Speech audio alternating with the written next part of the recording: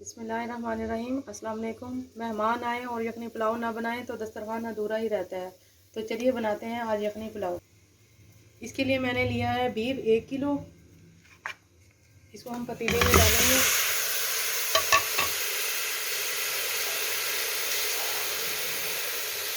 इसमें शामिल करेंगे पानी। 1 किलो बीफ में मैंने 2 किलो पानी शामिल किया है। आप चाहें तो पानी की मिकदार ज़्यादा भी कर सकते हैं। अब जाएगी एक मीडियम प्याज साबुत, 4 से 5 जवे लहसुन के साबुत, 2 बड़े चम्मच नमक के,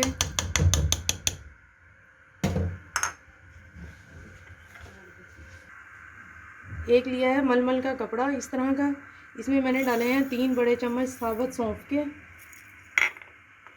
और धनिए के 3 बड़े चम्मच। इसको हम पोटली बनाकर यखनी के अंदर शामिल करेंगे। इस तरह हमने पोटली बना ली है।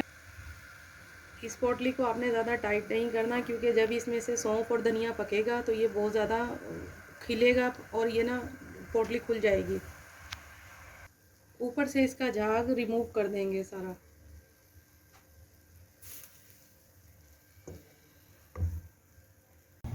बीस से 25 मिनट मैंने यखनी को कुकर में तैयार कर लिया है। अब इसको देखते हैं। यखनी हमारी तैयार है। अब मसाला की तैयारी करते हैं। अब बीफ पुलाव का मसाला तैयार करते हैं। इसके लिए मैंने 3 मीडियम साइज़ की प्याज ली हैं। इसमें मैं 1 पाव के करीब ऑयल डालूंगी और इसको प्याज को ब्राउन करूंगी।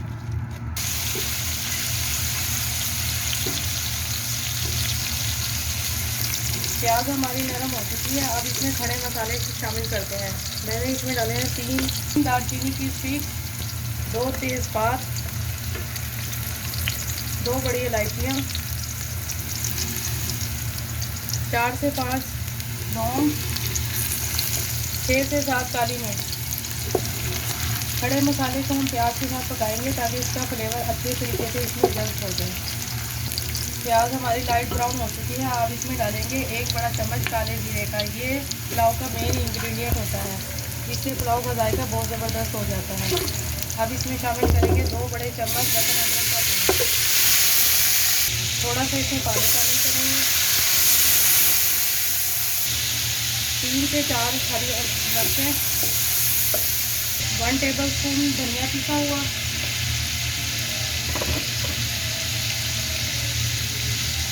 2 टेबलस्पून सूरख मिर्च, 1 टेबलस्पून नमक का। नमक को हमने यखनी में भी शामिल किया था, इसलिए नमक को हाथ रोक के इस्तेमाल करना है। ज़रूरत के मुताबिक पानी डालते हुए मसाले की भुनाई करेंगे। यखनी हमारी तैयार हो चुकी थी। इसमें अब पोटली को रिमूव कर देंगे। यखनी को मैंने कुकर में बनाया है, इसलिए मैंने पानी की मिकदार कम रखी है। अगर आप खुले बर्तन में बनाएंगे तो आपने पानी की मिकदार ज़्यादा रखनी है। अब गोश्त की बोटियाँ इसमें शामिल करेंगे और उसकी साथ बुनाई करेंगे।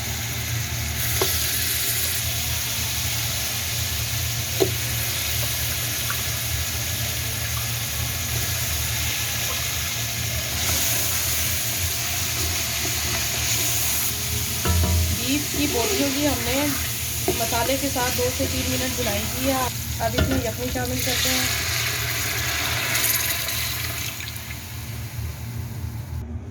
एक किलो चावल मैंने 20 से 25 मिनट पहले भिगो दिए थे।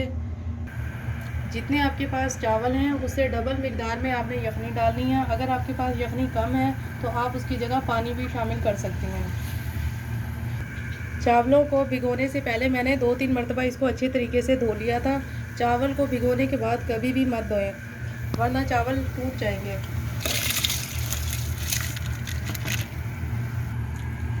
चावल हमने शामिल कर दिए हैं। जब इसका पानी खुश्क होने लगेगा तब हम इसको हल्की आंच पर दम देंगे। इस स्टेज पे हम इसका नमक चेक करेंगे।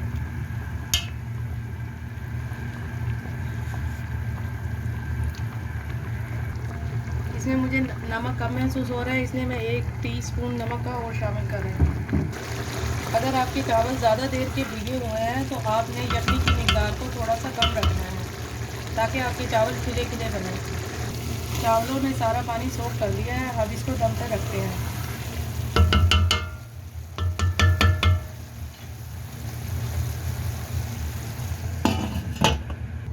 10 से 12 मिनट हम इसको दम पर रखेंगे और इसकी फ्लेम बिल्कुल कम रखेंगे।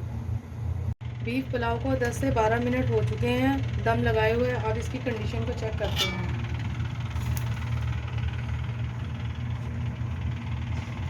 हमारे बीफ पुलाव तैयार है। देखें कितने खिले खिले चावल बने हैं। अब इसको डिश आउट करते हैं। बहुत ही टेस्टी बीफ पुलाव तैयार है।